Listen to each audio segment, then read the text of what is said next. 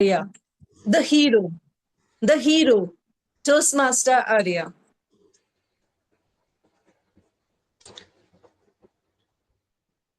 Good morning, ladies and gentlemen. I want to start with a question. Who is your favorite hero? My father. My father. Yes, that's right. When you ask a kid, they would probably say capes, superpowers, epic battles, villains. When you ask women of any age, they would probably say their father, right? It differs from age to age, but with gender to gender. But what if I told you heroes walk among us every single day? Heroes are ordinary people who make themselves extraordinary by helping others, which means soldiers, fighters, army, they only can be heroes, right? Come with me. I'm going to share an awe inspiring experience I went through in my life. It was 11:45 p.m. in the night. I got off of a bus in the new bus stand in Tuticorin. It was already late. It was a small mishap in my communication with my father, which costed me to wait 30 minutes in the bus stand to be picked up in the darkness. I was not a Toastmaster back then. By the time I reached the bus stand, the shopkeepers already were closing their doors and leaving the space. The last few passengers who were with me, they also left the spot one by one. There were few stray dogs wandering here and there.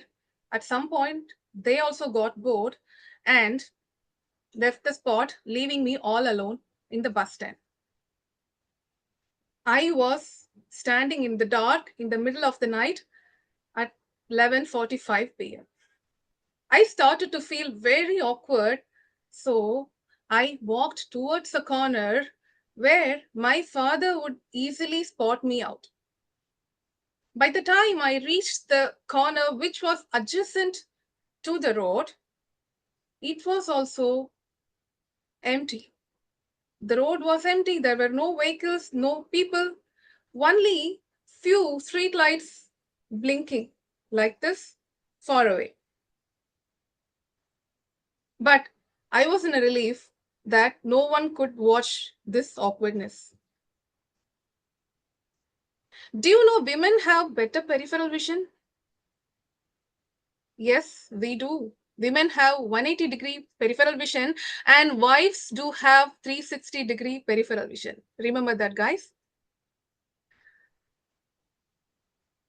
Back to my story. As I was standing in the darkness, I could feel some strange looking men walking towards me with clear bad intentions. I gathered my courage with a very furious face. I started to look at them, thinking that it would drive them away. But I was wrong. They laughed.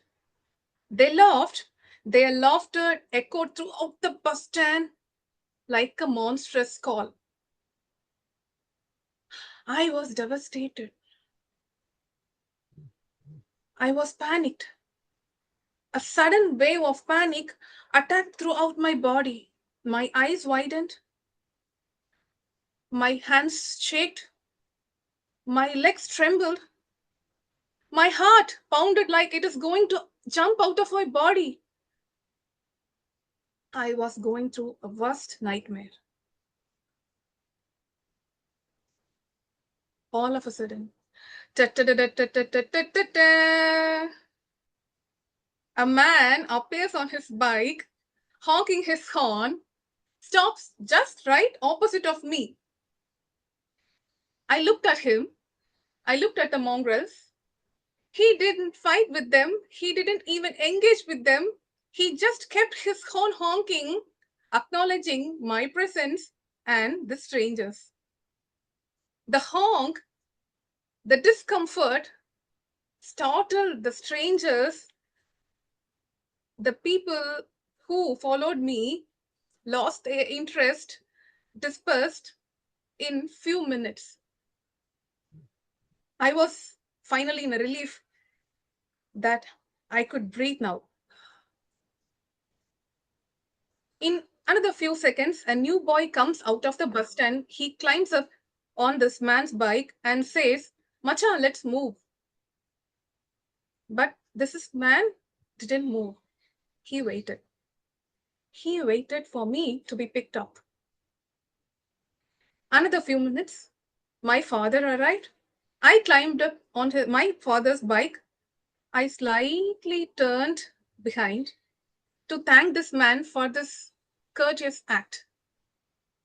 But to my surprise, he already disappeared into the night as he appeared.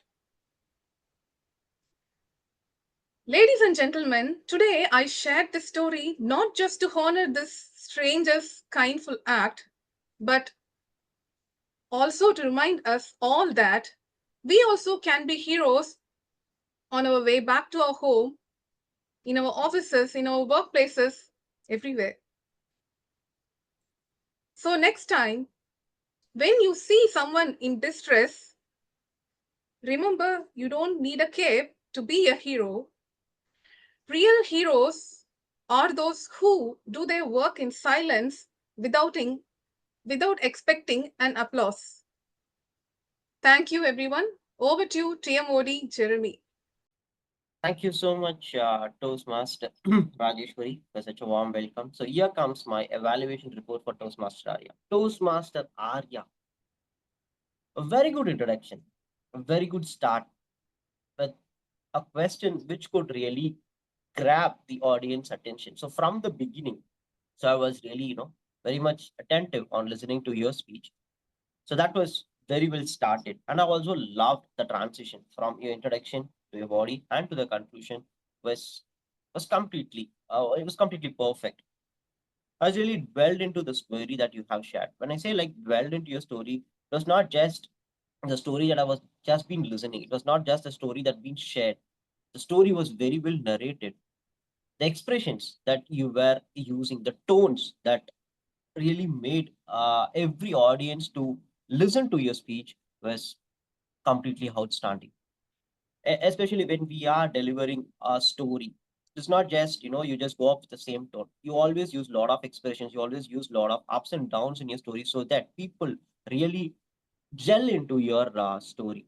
So I was really gelled into your story today. So that was very well done. As I was saying, like the pauses, the expressions was really perfect throughout your speech. Looking into your project, I have few suggestions. So from the beginning, I could see like you were using your hands like this to do all of your expressions. I don't know whether it has been unintentional, but I could see like it has come in an unintentional way because you are just closing your hands. When you are delivering your speech to the audience by just closing your hands, the audience on the other hand might think you are a little anxious, you are a little uncertain the way on delivering it. So I thought that could be avoided. So that could have become an unintentional way on delivering your speech today. But hopefully, that if you could make out of it, and you could very well use your hands in a very free way on expressing your thoughts through gestures, would have added much more to it. And the second part that I was finding it like your background is blur. Uh, See, people use blur background for certain reasons, but when it comes to this project, you were using a lot of expressions. You were just blinking. I mean, you were using your hands for this blinking, and you were taking your hands out of your body to express something. But in all those moments, I could see only the blurriness. I could not, especially get like what you are trying to convey through your gestures. Especially through this project, we are about to convey a lot of non-verbal communication, just much important, but which was being missed when you were using a blur background. And to challenge yourself, I would recommend you to deliver your speech in a standing position. So why on delivering you in a standing position? Because you've been in a seated position, and though you do a lot of expression through your hands and you do a lot of gestures, again that goes unnoticed. Uh, on being an audience on the other end. So if you could stand in a comfortable position, and if you could try to use your hands, if you are trying using your hands to deliver your uh, thoughts through it, uh, standing position would be much recommended. So overall, it was a wonderful speech. Uh, it had a very good transition. Pauses and filters were brightly being used. A lot of expressions in your tone was been rightly handled. But to avoid your unintentional gestures, to get into a mode where you not blur your background, and using your delivering your speech in a standing position would have added much to it. Thank you, and back to the general event. Thank you, Toastmaster Jirish. Thanks for sharing detailed report on Toastmaster Ariya